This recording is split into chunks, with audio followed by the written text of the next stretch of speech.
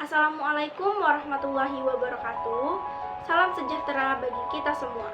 Sebelumnya, perkenalkan kami dari kelompok 8 pemrograman komputer yang beranggotakan saya sendiri, Dewi Retno Pinasti dengan NIM 37, dan rekan saya, Naufal Diaul Zikritane dengan NIM 06, dan Evan Repunta Depari dengan NIM 20. Pada kesempatan kali ini, kami akan membahas mengenai tugas proyek 2 pemrograman komputer yang ditugaskan untuk membuat skrip program komputer suatu masalah yang berisikan fungsi, kontrol perulangan, dan kontrol percabangan. Skrip yang kami buat adalah program pemesanan menu makanan dan minuman di kantin. Untuk penjelasannya akan dijelaskan oleh rekan saya. Baiklah, untuk fungsi program ini menggunakan beberapa fungsi untuk membagi proses pemesanan menjadi beberapa bagian yang terstruktur. Pertama, ada fungsi pemesanan kantin. Fungsi utama yang menjalankan keseluruhan proses pemesanan mulai dari menampilkan menu, mencatat pesanan, hingga menghitung total pajak dan juga diskon. Nah, dan juga fungsi ini sebagai pengelola alur utama dan pengguna perulangan pesanan dan pilihan metode pembayaran. Kedua, ada fungsi tampilkan menu, harga. Fungsi ini digunakan untuk menampilkan daftar menu dan harga secara terstruktur kepada pengguna menggunakan perulangan for untuk mencetak setiap item dalam array menu dan harga. Fungsi hitung harga, jumlah, harga satuan. Fungsi ini menerima dua parameter, yaitu jumlah dan harga satuan, dan mengembalikan hasil pemesanan. Keduanya sebagai total harga dari item yang dipesan. Lalu ini juga berguna untuk menghitung harga total untuk setiap item berdasarkan jumlah yang dipesan.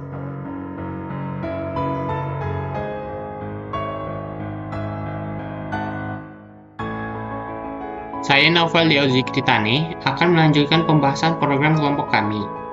Di sini, saya akan membahas perulangan dari program yang kami buat. Berikut perulangan di program kami. Yang pertama, ada perulangan for dalam fungsi tampilkan menu. Perulangan ini digunakan untuk mencetak setiap item dalam menu, di mana setiap item ditampilkan dengan format nomor, nama menu, dan juga harga. Yang kedua ada perulangan while. Perulangan ini digunakan untuk memungkinkan pengguna memesan beberapa kali. Program akan terus meminta input pesanan dari user sampai user memilih untuk berhenti. Di akhir setiap pesanan, user diberi pilihan yes or no. Yes artinya program akan mengulang dari awal, dan no artinya pengulangan akan berhenti. Yang ketiga ada perulangan for untuk proses beberapa pilihan pesanan. Setelah pengguna memasukkan daftar menu dan jumlah masing-masing item yang dipesan, perulangan for digunakan untuk mengiterasi setiap pilihan menu dan menghitung total harga masing-masing. Baiklah, tadi adalah perulangan yang ada di program kami. Baiklah, saya akan menjelaskan mengenai kontrol percabangan. Yang pertama, perulangan if digunakan untuk memvalidasi input pilihan menu. Saat pelanggan memasukkan pilihan menu, program akan memeriksa apakah pilihan menu tersebut valid. Jika ada pilihan yang tidak valid, maka program akan menampilkan pesan kesalahan dan meminta untuk menginput ulang menu yang dipilih.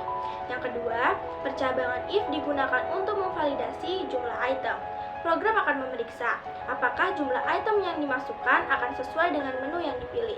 Jika tidak sesuai, maka program akan memberi peringatan dan meminta input dari user. Yang ketiga, percabangan if digunakan untuk diskon. Setelah semua selesai, program akan memeriksa apakah total item yang dipesan memenuhi syarat diskon. Yang keempat, percabangan switch untuk memilih metode pembayaran. Setelah total harga dihitung, maka program akan menampilkan opsi metode pembayaran dengan kontrol percabangan switch. Pelanggan dapat memilih metode pembayaran dengan menginput angka 1, 2, atau 3. Di luar dari itu, pesanan dianggap tidak valid. Yang kelima, percabangan if dalam perulangan for. Dalam perulangan, for digunakan untuk memproses daftar pesanan. Program menggunakan if untuk memastikan bahwa jumlah pesanan tiap item lebih dari 0.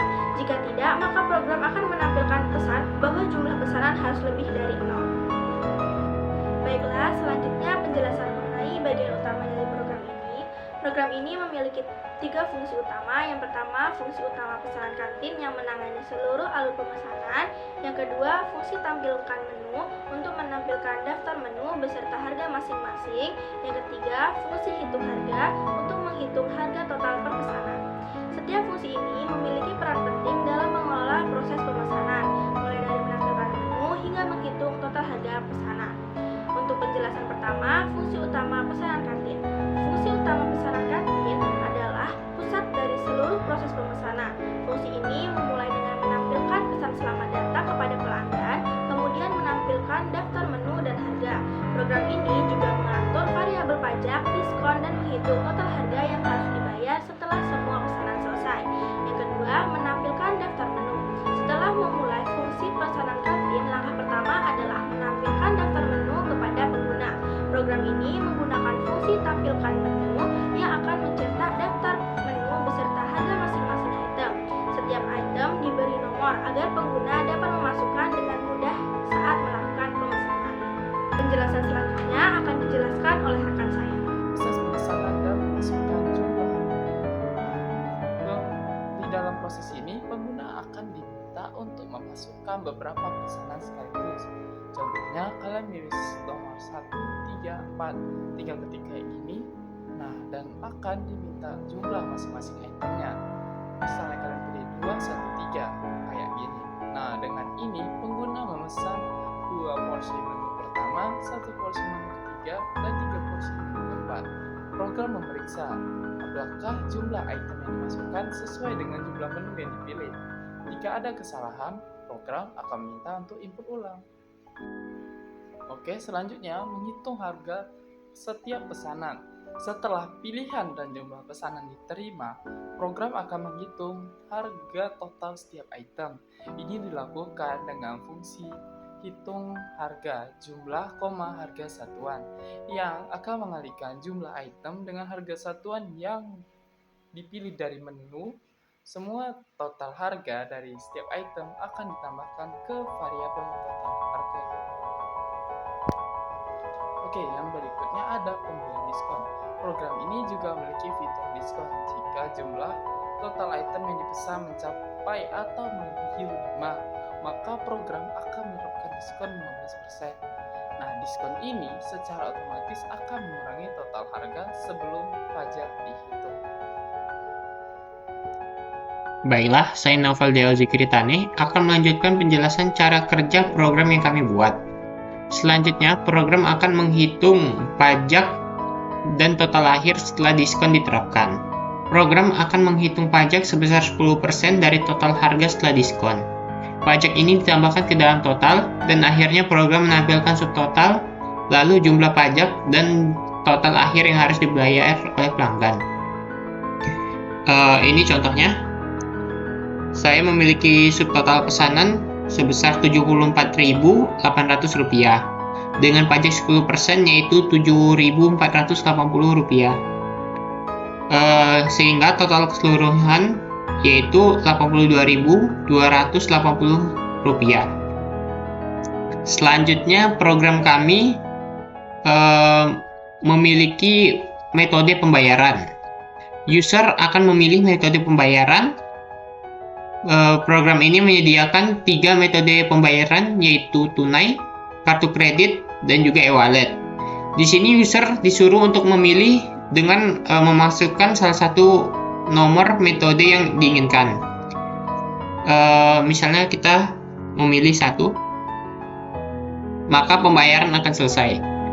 Selanjutnya yaitu ada penutup dari program ini, yaitu ucapan terima kasih kepada pelanggan karena telah menggunakan program ini.